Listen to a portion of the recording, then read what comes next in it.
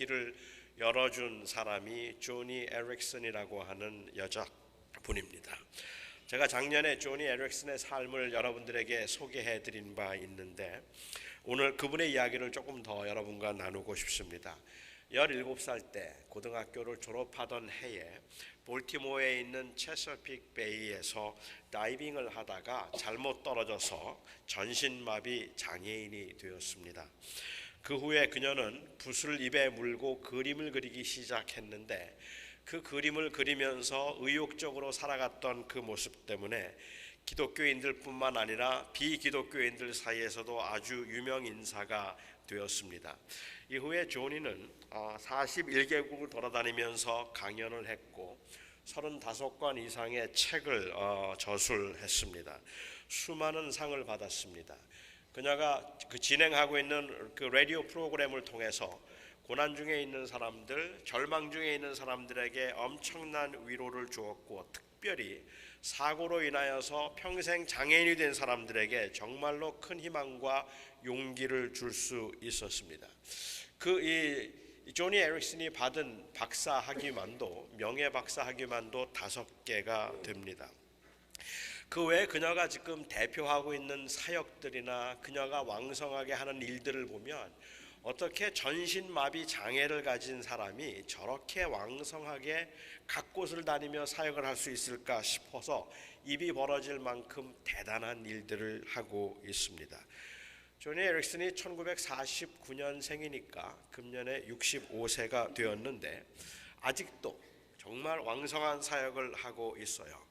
평범하던 어린 여학생이 그렇게 탁월하지 않던 어린 여학생이 전신마비의 그 장애로 인하여서 장애를 입고 나서 이룬 업적들, 특히 수많은 사람들에게 주었던 그 용기와 희망은 가히 고난을 영광으로 바꾸시는 그 하나님의 은혜와 복음을 증거할 만합니다. 그때 그 사고를 당하지 않았더라면 조니 에릭슨이 이렇게 큰 성공을 이룰 수 있었겠습니까? 그때 그 고난을 그가 당하지 않았더라면 이렇게 엄청난 하나님의 일을 감당할 수 있었겠습니까? 장애가 복이 된 겁니다. 고난이 복이 된 겁니다. 이렇게 장애가 복이 되고 나면 대부분의 사람들은 그 영광 때문에 여전히 남아있는 그 가시를 보지 못합니다. 그 영광스러움 때문에 때로는 여전히 힘들고 아플 수밖에 없는 그 상황들을 사람들은 보지 못합니다. 마치 그 놀라운 영광과 그 업적에 비하면 그가 지금 누리고 있는, 지금 경험하고 있는 불편함은 마치 아무것도 아닌 것처럼 사람들은 생각하기 쉽다는 말입니다. 몇 년 전에 우연히 제가 라디오에서 조니 에릭슨의 강연을 듣고 그의 일과에 관한 그 책을 제가 한번 구해서 읽어본 적이 있었습니다. 그리고 저는 저 자신도 조니 에릭슨을 생각하면 항상 성공, 유명세, 영향력만 생각했지 여전히 장애인으로 그에게 남아있을 고통과 아픔에 대해서는 생각해 본 적이 없음을 알았습니다. 혼자 돌아 누울 수도 없습니다. 혼자 이를 닦을 수도 없습니다. 매일 아침 일어나서 씻고 옷을 갈아입는데 혼자 할 수 있는 것은 아무것도 없어서 두 명의 간병인이 도와서 그야말로 힘들게 2시간 동안에 걸려야 그래야 겨우 나갈 차비를 할 수 있습니다. 저녁에 집에 돌아와서 침대에 다시 눕는데 꼬박 2시간이 걸린답니다. 20년 이상을 그녀의 수발이 되어 주었던 이 주디 버틀러라고 하는 그 이 간병인의 그 말을 들으면 그냥 조니 에릭슨을 보고 있으면 장애로 산다는 것만도 풀타임 잡이다 라고 이렇게 이야기할 정도로 고되게 힘들게 살았습니다. 조니는 신경이 죽었기 때문에 고통을 느낄 수 없답니다. 그래서 그 몸에 이상이 있다든지 열이 오른다든지 하면 그냥 직감으로 느끼게 되는데 하루는 열이 오르고 있다는 것을 직감으로 느꼈습니다. 그래서 간병인을 불렀고 간병인이 옷을 모두 다 벗기고 몸을 물수건으로 씻기면서 마사지를 하는데 갑자기 너무 수치스럽다는 생각이 들어서 울면서 기도했답니다. I want to resign my life. I want to resign my life. 이제 그만 쉬고 싶습니다. 이제 제 인생을 좀 마감하고 싶습니다. 그 영광과 그 유명세와 그 영향력 가운데 있으면서도 그 고통이 힘들어서 그렇게 고백을 했다고 했습니다. 제가 조니 에릭슨의 자서전을 처음 대한 것이 대학생 때니까 그 대학생 때 읽으면서 저는 참 특별한 사람이라고 생각을 했고, 그 이후에 매스컴을 타면서 점점 유명해지고, 그래서 곳곳에 조니 에릭슨에 관한 이야기가 90년대 막 나올 때, 그때 저는 혼자, 저도 역시 같은 장애를 가지고 있기 때문에 비슷한 생각을 했는지 모르겠습니다만은, 고난 중에 있는 많은 사람들에게 희망을 줄 수 있겠지만 희망을 주는 만큼 실망도 많이 주겠구나 하는 생각을 저는 했었습니다. 왜냐하면 조니 에릭슨은 조니 에릭슨 하나예요. 다른 사람들은 그렇게 못 삽니다. 그러니까 그렇게 열심히 살아보겠다고 하는 탐 쿡과 같은 사람이 나올 수 있는가 하면, 그런 모습을 볼 때마다 절망할 수밖에 없는 그러한 사람들도 있을 거라고 생각합니다. 저는 그녀의 그 왕성한 활동과 영향력, 고난과 장애를 극복하고 성실하게 살아가는 모습에 대한 찬사 못지않게, 그가 현재 당하고 있는 그 고난 가운데서 자기의 삶을 리자인하고 싶다는 그 고백에 오히려 저는 그 측은함과 그리고 그에 대한 존경심이 저에게 생겼습니다. 물론 그녀가 그냥 불쌍하다든지 아니면 그 경험하는 고통을 생각하면 그까짓 거 영광이라는 게 뭐야, 장애인인데 뭐 그게 무슨 의미가 있겠어, 뭐 이런 뜻에서 말씀드리는 것 아닙니다. 저는 오히려 사람들은 영광을 생각하면 고난을 과거의 일로만 생각하거나 지나치게 고난조차도 미화시키는 경향이 있다는 것을 말씀드리고 싶은 겁니다. 고난은 미화될 수 있는 게 아닙니다. 고난은 그렇게 좋은 게 아닙니다. 고난을 통하여서 유익을 얻게 되기는 하지만, 그래서 그 유익에 감사할 수 있지만 여전히 남아있는 그 고난의 현실은 굉장한 아픔입니다. 그것을 그렇게 좋아할 수 있는 사람은 글쎄요, 없을 것 같아요. 말구유이기는 하지만 고요한 밤에 평화스러운 모습으로 잠들어 있는 아기 예수님의 모습을 한번 상상해 보시기 바랍니다. 그 앞에 천사의 계시를 받은 목자들이 찾아와 절을 하고, 하늘에는 한 별이 떠 있어서 아주 밝게 마국간을 비추고 있습니다. 아기 때는 예수님도 예쁘셨을 겁니다. 금슬 좋은 부부인 마리아와 그 요셉이 그 예쁘게 생긴 아기를 지그시 바라보면서 너무 사랑스러워하고 있는 모습, 비록 냄새나고 지저분한 곳이기는 해도 너무 행복해 보이지 않습니까? 그렇게 평화스러운데 가난하면 어떻고, 그리고 말구유면 어떻습니까? 저는 충분히 이해를 하기는 하지만 성탄절을 그렇게 낭만적이고 평화스러운 모습으로 그리는 것에는 저는 상업성이 크게 작용을 했다고 생각을 합니다. 아기 예수님의 탄생은 그렇게 평화스러운 모습이 아니기 때문입니다.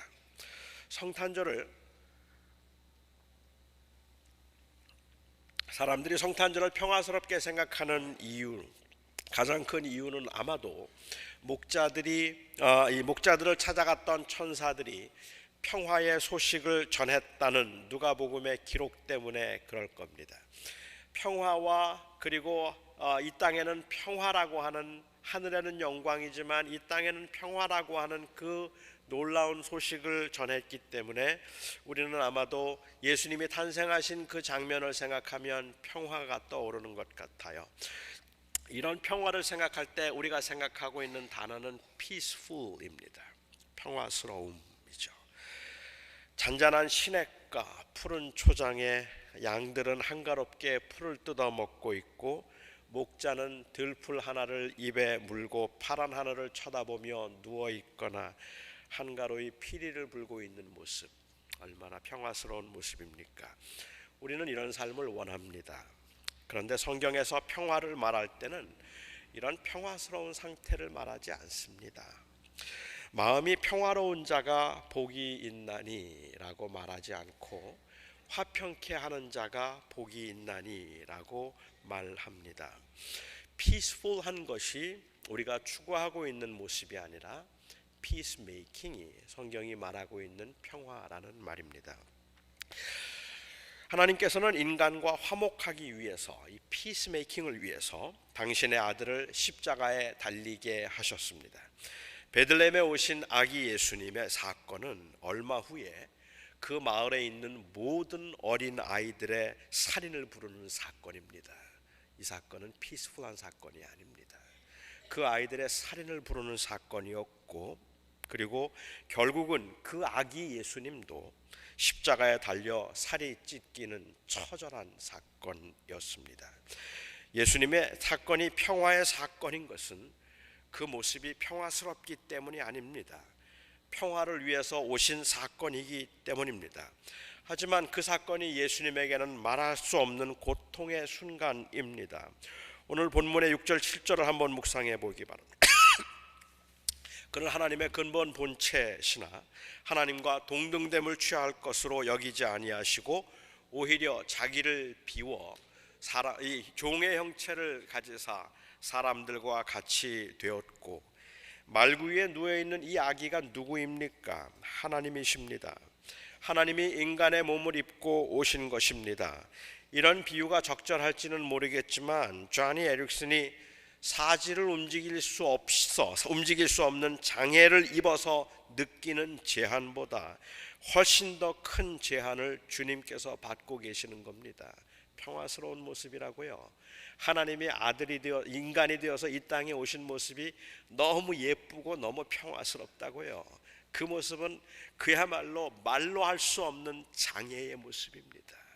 어떻게 그 모습이 평화스러운 모습이겠습니까?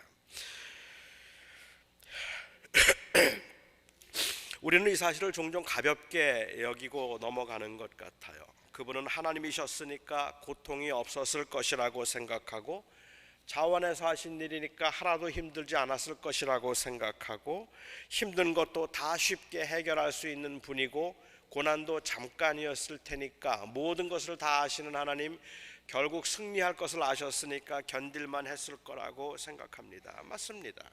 분명히 하나님의 고난은 달랐을 겁니다. 하지만 저는 훨씬 더 힘들고 어려웠을 것이라고 생각합니다. 주님이 사람의 형체를 가졌다는 말은 사람의 흉내를 내었다는 말이 아니라 하나님이 진짜 사람이 되셨다는 의미입니다. 하나님이 사람이 되는 것은 상상할 수 없는 최고의 장애입니다. 자신을 비웠다는 말이 신성을 포기했다는 말은 아니지만 완전한 인간으로서 경험해야 하는 모든 한계와 제약을 다 경험하셔서 피곤함 그리고 배고픔을 우리와 똑같이 느끼셨다는 의미임에는 틀림이 없습니다. 하나님의 인간 되심은 누구도 이해할 수 없는 최고의 장애입니다. 예수님의 이전 상태와 이후 상태를 비교하면 정말 사지를 못 쓰게 되는 것보다 더 형편없는 모습이 된 것입니다. 더욱이 저는 오늘 특별히 생각해 보고 싶은 것은 이 고난은 영광을 얻기 위한 고난이 아니라는 말입니다. 저는 그것을 우리가 간과하고 있다는 생각을 오늘 말씀을 묵상하면서 생각해 보았습니다. 고난이 없었다면 영광이 없는 것이라서 이 빌립보서에서 나오는 것처럼 이렇게 인간이 되는 고난을 경험하심으로 그 낮아지심을 통하여서 하나님께서는 높아지셔서 수많은 사람들과 모든 열방으로부터 영광을 받게 된 것이다. That's not true. 그게 아닙니다. 왜냐하면 예수님이 낮고 천한 몸으로 오시지 않았더라면 그런 영광을 얻지 못하셨을 텐데, 낮은 자의 모습으로 이 땅에 오셔서 영광을 얻게 된 것이라면 그 말이 맞겠는데, 예수님은 이 땅에 오시기 전부터 영존하시는 하나님이시고 만유의 주이시고 영광을 받기에 합당하신 분이셨다는 말입니다. 그렇기 때문에 예수님께서 이 땅에 오셔서 낮아지심으로 주님께서 높아지실 일이 아무것도 없는 겁니다. 그렇지 않잖아요. 예수님은 처음부터 높으신 분이셨기 때문에 그렇습니다. 이 세상에 오시기 전에도 지존하시고 거룩하신 하나님이셨기 때문에 그렇습니다. 그래서 저는 이 9절부터 17절까지 있는 말씀이 저를 좀 다시 생각하게 만듭니다.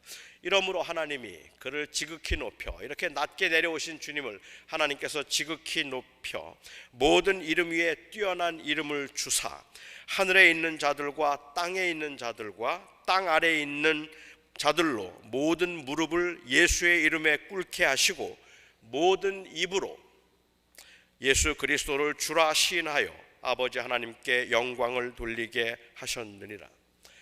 이는 마치 예수님께서 고난을 통해서 영광을 얻으신 것처럼 기록되어 있지만 사실은 그렇지 않습니다.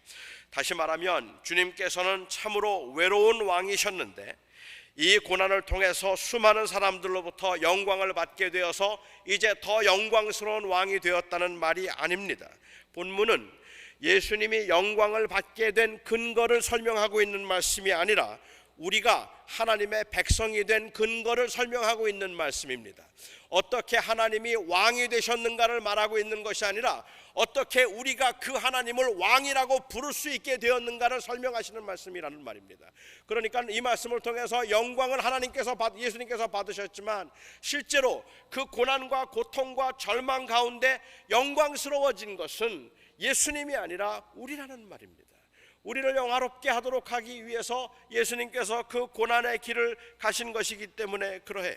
이 말씀의 의미는 예수님께서 피스메이커로 이 세상에 오셔서 우리와 관계를 맺으시고 그를 믿는 모든 사람들이 그를 높이며 경배할 수 있게 되었다는 것입니다. 예수님이 고난을 통해서 우리의 찬송을 받으시는 영광을 얻어낸 것이 아니라 우리가 예수님을 높이며 주라 시인할 수 있는 그 영광을 우리가 얻어낸 것이라는 말입니다.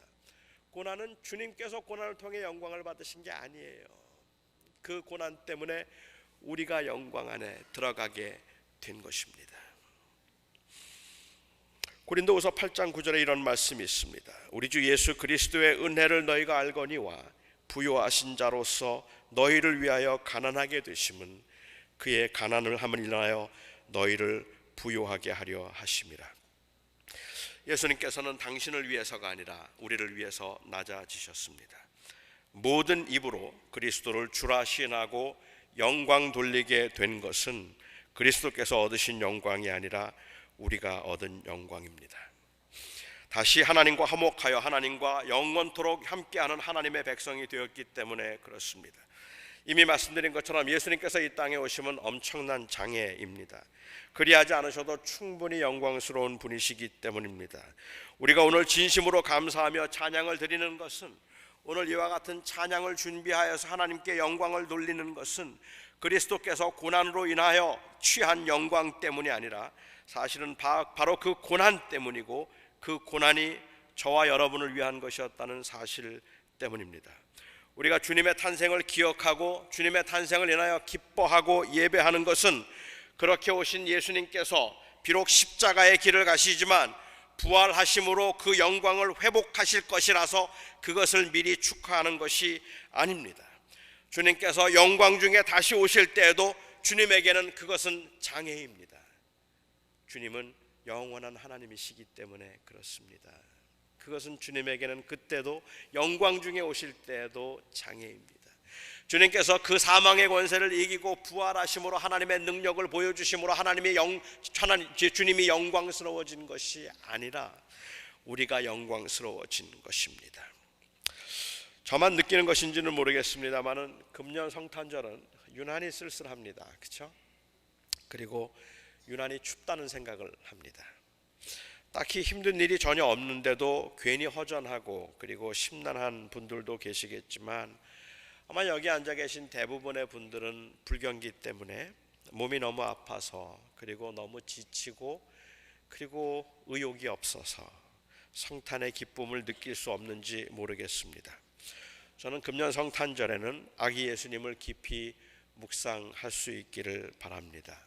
여러분, 오늘 우리가 기뻐서 찬양하는 이유를 다시 말씀드립니다. 우리가 오늘 기뻐서 찬양하는 이유는 그 아기 예수님이 이 땅에 오셨다가 영광을 받으시고 부활하셔서 다시 오실 그 하나님이 되셨기 때문에 그런 게 아닙니다.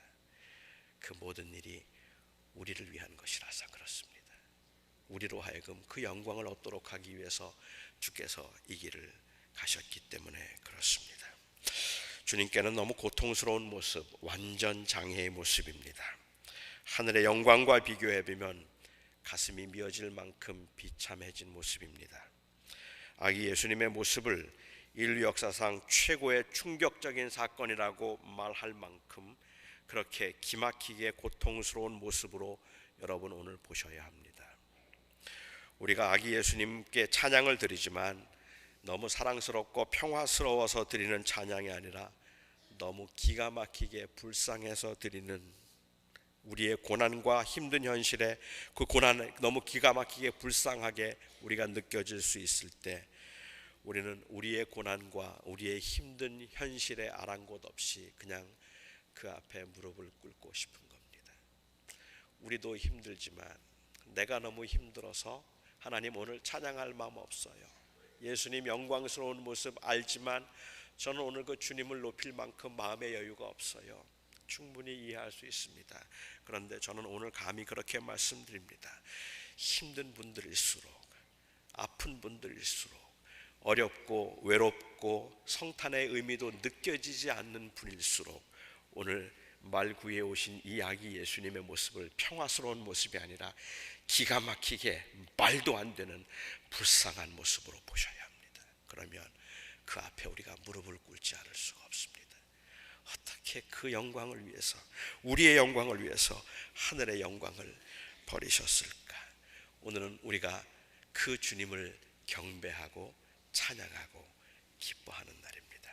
오늘 예배를 통해서 주님께 영광을 돌리고, 그리고 그 주님께 돌리는 영광이 바로 여러분들을 영화롭게 하신 하나님의 은혜였음을 기억할 수 있기를, 그래서 하늘의 위로가 여러분들에게 넘칠 수 있기를 바랍니다.